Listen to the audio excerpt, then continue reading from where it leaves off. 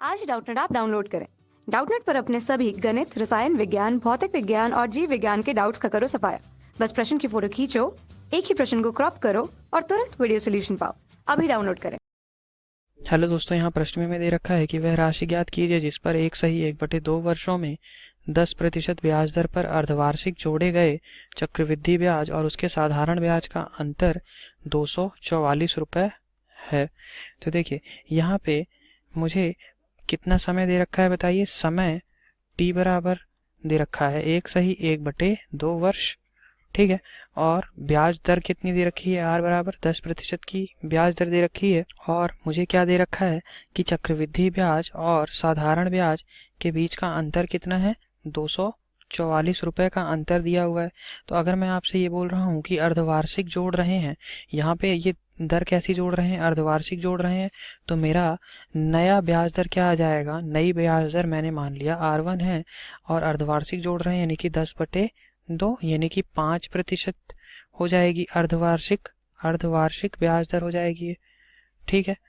अब मैं आपसे ये कहूँ कि आप प्रभावी ब्याज दर निकाल लीजिए। प्रभावी ब्याज दर निकालिए तो पहले RSI निकाल लीजिए यानी कि प्रभावी ब्याज दर फॉर साधारण ब्याज। तो ये कितना आ जाएगा, 1.5 वर्ष के लिए निकालनी पड़ेगी। 1.5 वर्ष के लिए एक सही 1/2 वर्ष के लिए तो पहले वर्ष में 10 यूनिट, ठीक है। और दूसरे वर्ष में क्या हो जाएगा बताइए, 10/2 यानी कि ये कितना हो जाएगा, 15% मेरी ब्याज दर आ गई, ठीक है। ये क्या हो गया, साधारण ब्याज पर आधारित प्रभावी ब्याज दर है, ठीक है। अब मैं ये कहता हूँ कि इस ब्याज दर से 5% की जो ये ब्याज दर थी, जो मेरी नई ब्याज दर आई है, इसका उपयोग करके मैं क्या करता हूँ, RCI निकाल लूँ यानी कि प्रभावी ब्याज दर चक्रवृद्धि ब्याज के लिए, ठीक है। तो समय उसके लिए क्या हो जाएगा बताइए, अर्धवार्षिक अगर मैं जोड़ रहा हूँ, अर्धवार्षिक जोड़ रहा हूँ तो समय बराबर क्या हो जाएगा, अगर मुझे ये 3/2 वर्ष दिया हुआ है, ठीक है, 3/2 वर्ष दिया हुआ है और एक वर्ष में 2 अर्धवर्ष होते हैं यानी कि 3/2 गुणे 2 कर दूं तो ये कितना आ जाएगा, 3 अर्धवर्ष। 3 अर्धवर्ष आ गए, ठीक है, 3 अर्धवर्ष। तो 3 अर्धवर्ष के लिए मैं आपसे, मेरा समय क्या हो गया, 3 अर्धवर्ष। तो अब मैं आपसे ये कहूँ कि इस 3 अर्धवर्ष के लिए मेरा RCI निकाल लीजिए। तो RCI पहले 2 अर्धवर्ष के लिए निकालना होगा। RCI 2 अर्धवर्ष के लिए, 2 अर्धवर्ष के लिए निकालना होगा। तो देखिए RCI 2 अर्धवर्ष के लिए कैसे आ जाएगा, जैसे सक्सेसिव परसेंटेज निकालते थे यानी कि 5 + 5 + 5 गुणे 5/100।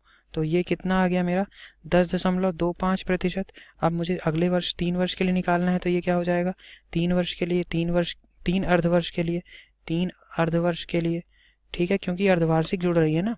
तो 3 अर्धवर्ष के लिए क्या हो जाएगा, 10.25 + 5 + 10.25 गुणे 5/100। तो ये कितना आ गया मेरा, 15.7625%।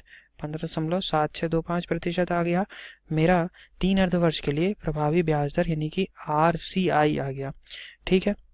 तो अब मुझे ये बताइए, अगर मुझे RCI पता है और RSI पता है तो मैं क्या इन दोनों के बीच का अंतर निकाल सकता हूँ। तो ये अंतर कितना आ गया मेरा, अंतर ये आ गया 15.7625 माइनस 15 यानी कि ये आ गया 0.7625%, ठीक है। तो मुझे 0.7625% आ गया। तो मैं ये कह सकता हूँ कि 0.7625% ये अगर राशि का होगा तो मैं इसको बोल सकता हूँ कि ये कितना रुपए होगा, 244 रुपये, है ना। ये 244 रुपये मुझे अंतर दे रखा था, ये अंतर कितना दे रखा है चक्रवृद्धि ब्याज और साधारण ब्याज के बीच में, 244 रुपये। तो मैं आपसे ये कहूँ कि मेरा 100% राशि कितनी हो जाएगी, 100% राशि मेरी कितनी आ जाएगी। तो आप मुझे कहेंगे 244 बटे 0.7625 गुणे 100 कर दीजिए आप, और इसको सरल कर लीजिए तो ये कितना आ गया, 100% राशि, या फिर इसी को मैं मूलधन की राशि को कह सकता हूँ यानी कि मूलधन आ गया। ये मेरा कितना आ गया, 32,000 रुपये, ठीक है। ये मेरा आंसर हो गया। तो देखिए कौन सा ऑप्शन सही है, तो ऑप्शन नंबर सी मेरा सही उत्तर है। Thank you.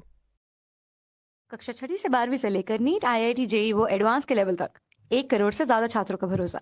आज ही डाउनलोड करें डाउटनेट ऐप या व्हाट्सएप करें अपने सारे डाउट्स 8400 400 400 पर।